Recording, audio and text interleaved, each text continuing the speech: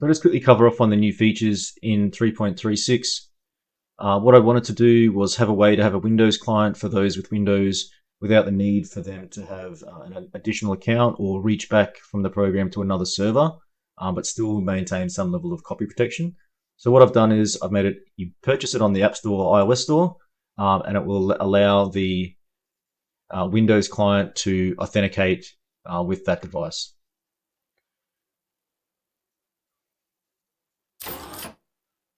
So down the bottom, you can see on the left, I've got an iPhone. In the center is a Chromebook, and on the right is an Android phone. If I try and connect my Windows client now, it will connect and it will check to see if the version's current. But then after 10 seconds, if it can't authenticate with one of your devices that you've purchased the software on, it will disconnect and tell you that it failed to authenticate. If I connect any one of these devices and then turn on the Windows client, it will see that you've got an approved version purchased and it will be authenticated. You can go back and you can check to see that, yep, it authenticated. Good to go. You're then free to disconnect whatever device that you were connected on and shut down the software, and the Windows client will remain connected until the next time you want to start it. So the next thing, some people had more complex VJoy setups, so they already had VJoy installed. It was going to the default device in VJoy of 1, and therefore overriding if some people already had that. So what I've done is given it the access to choose whichever VJoy device you wish. So in VJoy, if you have a more complex setup and you want to add another device for Game Touch Controller to use the analog features, you can just come in, select which device you want to add, hit add device. It'll then ask you to restart and you'll have another VJoy device. In this case, I've already done it to device 4. And then all you have to do is go in here. It's an input box. Just put the number in there and that will be set to that device then.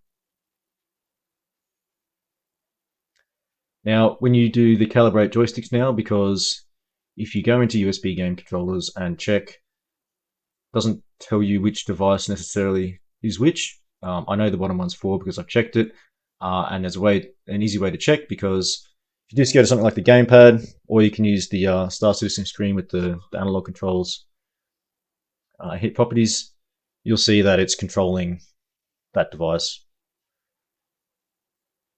If I change this to number 1, setting it to VJoy device 1, go in here, it won't do anything anymore because it's now trying to control VJoy device 1, which is this one.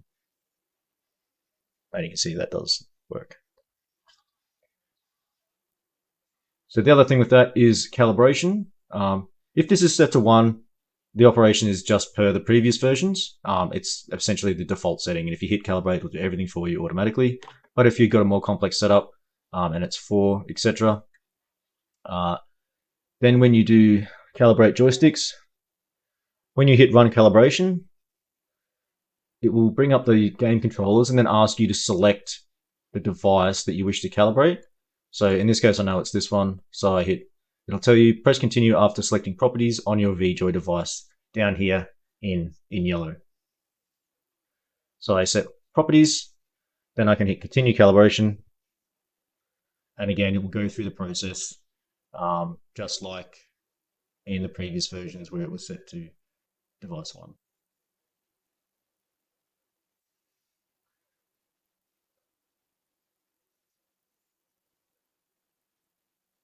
I'm just going to cancel that for now. I'll quickly stop the server from running it and restart just so we can move on.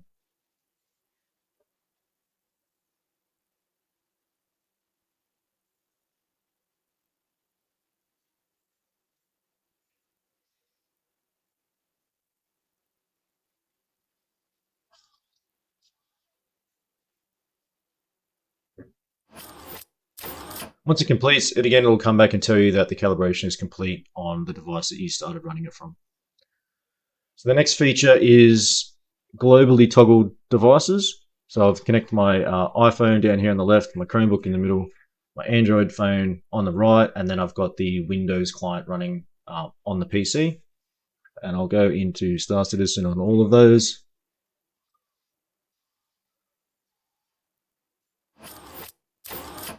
We'll just use the flight screen as the first example. Now, if I toggle any of the toggle switches, such as the push to talks, on any device, it will toggle them on all the device.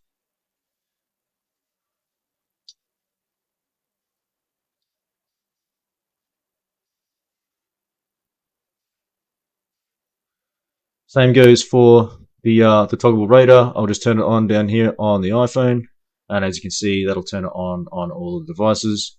I can turn it off on any device, and then that will stop it on any devices. The next thing, I have added the radar toggle to the turret screen.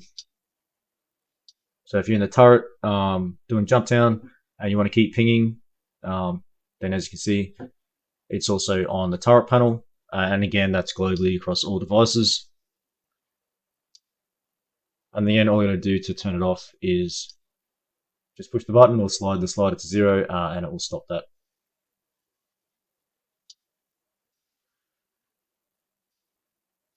The power triangle is also globally toggled now. So if you've got multiple screens with the flight controller, or you've got a buddy doing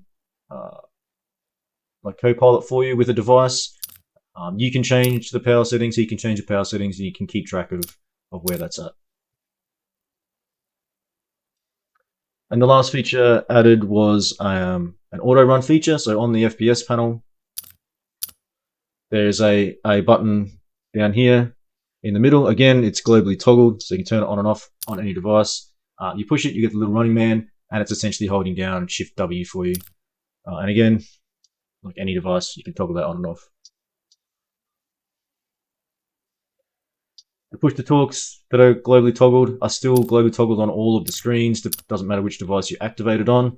So if I activate it on the FPS panel on this screen, it will still do the flight panel on the other screens, etc. Or on the comm screen, same deal.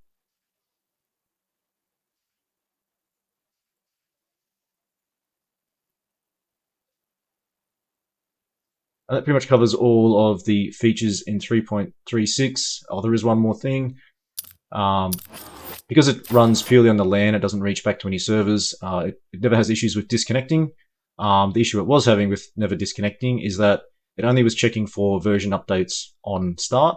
So what I've done for the people who were leaving it connected for weeks or indefinitely, when you first start the server will check to see if there's updates. When you start the client, it will check to see if there's an update for the client now, and it will display it down here on the second screen, as you can see on the Windows client, and also it's on all of the other clients also.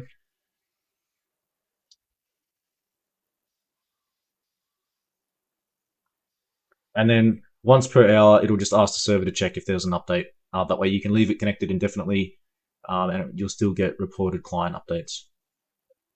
If it's a Windows client that has an update build, it will tell you here to check the website for updates. And if it's an app, an iOS or App Store build that gets updated, it will tell you to check the App Store for the update. And that's it. Hope you guys enjoy.